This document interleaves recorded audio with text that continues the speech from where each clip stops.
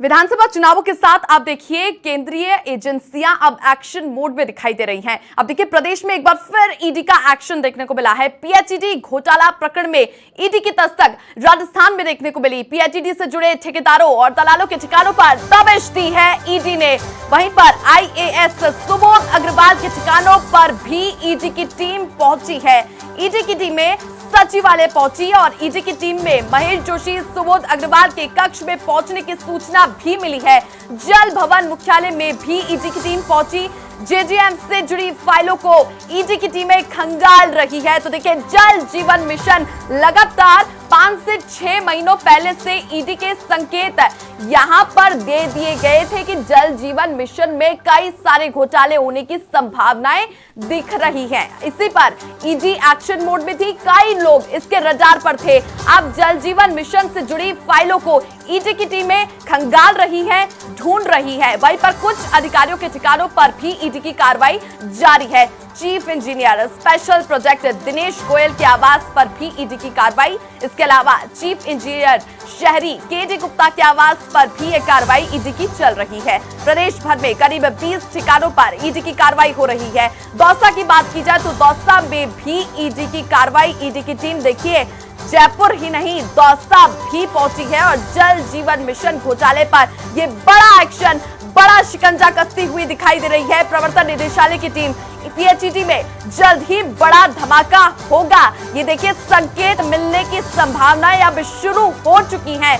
जल जीवन मिशन के 22,000 करोड़ के टेंडरों में भ्रष्टाचार का ये पूरा मामला है और ईडी ने टेंडरों को लेकर पीएचईडी से जवाब भी मांगा था, लेकिन पीएचईडी के अधिकारियों ने अभी तक कोई जवाब नहीं भेजा है। तो देखिए यहाँ पर तो ब्यूरोक्रेसी में ही बड़े गफले होते हुए दिखाई दे रही हैं और इससे पहले भी सुबोध अग्रवाल का नाम इसमें शामिल आया था। हमारे सहयोगी मनोज शर्मा जुड़ चुके हैं। मनोज, क्या कुछ अपडेट है ईडी के एक्शन को लेकर?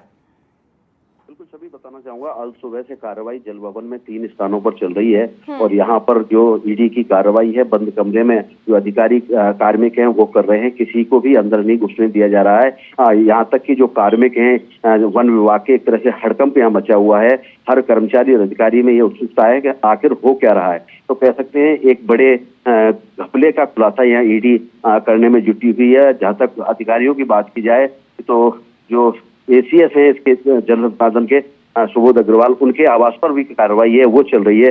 तो कह सकते हैं लंबी कार्रवाई चलने की उम्मीद जताई जा रही है और करीब 22 करोड़ का जो पूरा मामला बनता नजर आ रहा है। पूरे दस्तावेज है जो खंगाले जा रहे हैं। कह सकते हैं 3 अधिकारियों के जो कक्ष हैं, अधिकारी कक्ष बैठने के, उन तीनों अधिकारियों के कक्ष बंद कर लिए गए हैं और अंदर जितनी भी फाइल और दस्तावेज है उनको इकट्ठा किया जा रहा है। तो कह सकते हैं ईडी पूरी तरह से सबूत जुटाने में यहाँ पर जुटी हुई है। अब खुलासा होने पर ही स्थिति स्पष्ट हो पाएगी कि आखिर घपला कितने का हो पाया। छवि बिल्कुल मनोज, याद होगा जुलाई की महीने की बात की जाए इसी साल के, ईडी ने बड़ा एक्शन दिया था। बड़े एक्शन के तहत जो तस्वीरें देखने को मिली थी, बनी पार्क स्थित कई जो पूर्व आईएएस अधिकारी हैं उनके भी ठिकानों पर छापेमारी की। इसके अलावा अब देखिए शिकंजा कसते हुए ईडी दिखाई दे रही। कई लोगों को नोटिस भी दिया गया, नोटिस का जवाब नहीं मिला।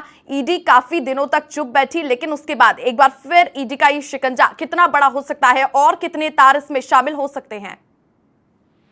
जी बिल्कुल, कड़ी से कड़ी जोड़ने की कोशिश ईडी द्वारा की जा रही है। जिस तरह से सुबह से ही कार्रवाई जो की गई है, करीब 2 दर्जन स्थानों पर कह सकते हैं कार्रवाई है वो की गई है और जो दस्तावेज है, साक्ष्य है वो जुटाए जा रहे हैं और कह सकते हैं कि जो कार्रवाई है आगे चलने वाली है और कौन कौन लोग, कौन कौन बड़े नाम शामिल इसमें होते हैं। फिलहाल जो स्थिति देखने को मिल रही है वो जल संसाधन विभाग से जुड़े हुए अधिकारी हैं, कर्मचारी हैं और एसीएस सुबोध अग्रवाल और जो इसके मंत्री रहे हैं महेश जोशी, उन पर कहीं ना कहीं शिकंजा है कसता हुआ नजर आ रहा है ईडी का।